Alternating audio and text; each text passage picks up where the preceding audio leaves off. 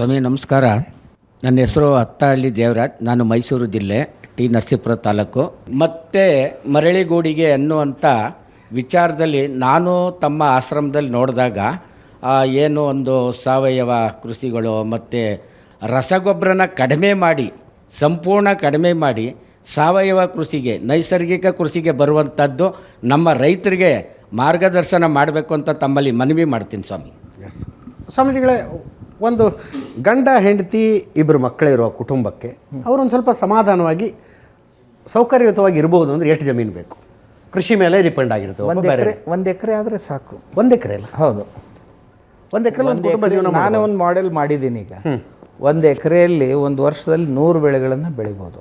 100 ಎಕರೆ? 1 ಎಕರೆಯಲ್ಲಿ. ಓಕೆ. ಅವನ ಮನೆಗೆ 12 ತಿಂಗಳು ಕನಿಷ್ಠ ಪ್ರತಿ ದಿವಸ ಒಂದು 10 ಪ್ರಕಾರದ ತರಕಾರಿಗಳನ್ನು ಆತ ಊಟ ಮಾಡ್ಬೋದು. ಎಷ್ಟು ಶ್ರೀಮಂತಿಕೆ ಇನ್ನು ಯಾರಿಗೂ ಸಿಗೋದಿಲ್ಲ. ಆಮೇಲೆ ಅವನ ಬದುವಿನಲ್ಲಿ 1 ಎಕರೆ ಬದುವಿನಲ್ಲಿ ಸುಮಾರು 100 ಚಂದನದ ಗಿಡಗಳು, ಶ್ರೀಗಂಧದ ಗಿಡಗಳನ್ನ ಹಾಕ್ಬೋದು. ಅವು ಒಂದು 15 ವರ್ಷದ ನಂತರ ಒಂದು ಗಿಡ 1 ಲಕ್ಷಕ್ಕಿಂತಲೂ ಹೆಚ್ಚು ಹಣ ಕೊಡುತ್ತೆ. ಅದು ನಾವು ಫಿಕ್ಸ್ ಡಿಪಾಸಿಟ್ ಅಂತ ಕರಿತೀವಿ. ಹೌದು, ಅದು ಕಳ್ಳರು ತೊಗೊಂಡು ಹೋಗಲಿಲ್ಲ ಅಂದರೆ. ತೊಗೊಂಡು ಹೋಗದೇ ಇದ್ದರೆ, ಯಾಕಂದ್ರೆ ರೈತರ ಅಲ್ಲೇ ಇರ್ತಾನೆ ತೋಟದಲ್ಲಿ. ಆಮೇಲೆ ಅವನಿಗೆ ಒಂದು ಗೊಬ್ಬರ ಗ್ಯಾಸು, ಆಮೇಲೆ ಒಂದು ಸಣ್ಣ ಕೊಟ್ಟಿಗೆ, 1-2 ಹಸುಗಳು, ಆಮೇಲೆ ಒಂದು ಸೋಲಾರ್ ಲೈಟು.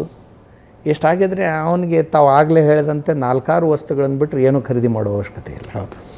ಪ್ರತಿ ದಿವಸ ಆತ ಮಾರಾಟ ಮಾಡಿದಂಥ ತರಕಾರಿ, ಹೂವು, ಹಣ್ಣುಗಳು, ಇವುಗಳಿಂದ ಕನಿಷ್ಠ 600-700 ರೂಪಾಯಿ ಆತನಿಗೆ ಬರಬೇಕು ಒಂದು ದಿನಕ್ಕೆ. ಓಕೆ, ಒಂದು ದಿನ ಅವನು ಉಂಡು ಹುಟ್ಟು. ಹೌದು ಹೌದು ಹೌದು. ಅಂದರೆ ಒಂದು 300 ದಿವಸನೇ ಹಿಡಿದ್ರು ಸಹಿತ 3-18 1,80,000 ಆತನಿಗೆ ಬರುತ್ತೆ. ಅದು ಅಲ್ಲದೆ ಅದರಲ್ಲಿ ಒಂದು 10 ಗುಂಟೆ ನಾವು ಕ್ಯಾಶ್ ಕ್ರಾಪು, ಕಬ್ಬು ಗಿಬ್ಬು ಹಾಕಿರ್ತೀವಿ. ಅದು ಸಹಿತ ಒಂದು 20 ಟನ್ನೇ ಬಂದರೂ ಸಹಿತ ಒಂದು 60,000 ಅದು ಕೊಡುತ್ತೆ. 23-60,000 ಅದು ಕೊಡುತ್ತೆ. ಹೀಗೆ ಮಾಡಿದರೆ ಕನಿಷ್ಠ ಒಂದು 2.5-3 ಲಕ್ಷ ರೂಪಾಯಿ ಆದಾಯ ಅವನಿಗೆ ಬರುತ್ತೆ. ತುಂಬ ಚೆನ್ನಾಗಿ ಬದುಕಬಹುದು.